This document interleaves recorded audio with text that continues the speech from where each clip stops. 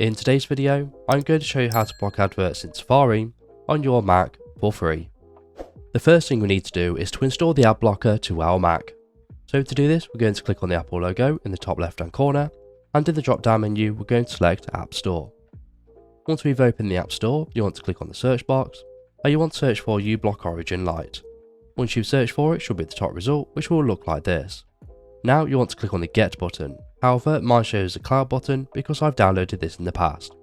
Once we've downloaded uBlock Origin Lite, we can exit out of the App Store, and now we just need to activate it for Safari. So to do this, we're going to open the Safari web browser, and then you want to click on Safari in the top system menu bar, and in the drop down menu you want to select Settings. Once we're inside the Safari settings, you want to click on the Extensions tab, and here you should see uBlock Origin Lite listed, and it should be checked if it is not so already. Now you want to select it, and then we need to go ahead and change some settings. So if you want to use uBlock Origin in private browsing, you want to select this box, and you need to use Touch ID or a passcode. Now we need to allow uBlock Origin to work on every website to block adverts. So to do this, we're going to select Allow on every website, and select the same thing in the pop-up box, and now uBlock Origin will be working as intended. Now before we start using it, I do recommend you change your ad filtering list. So to do this, we're going to select Settings, and in the new tab you should see the ad filtering list, and I recommend selecting Complete.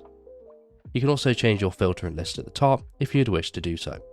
So now we've done this, we can exit out of the filtering tab, and we can also exit out of the Safari settings.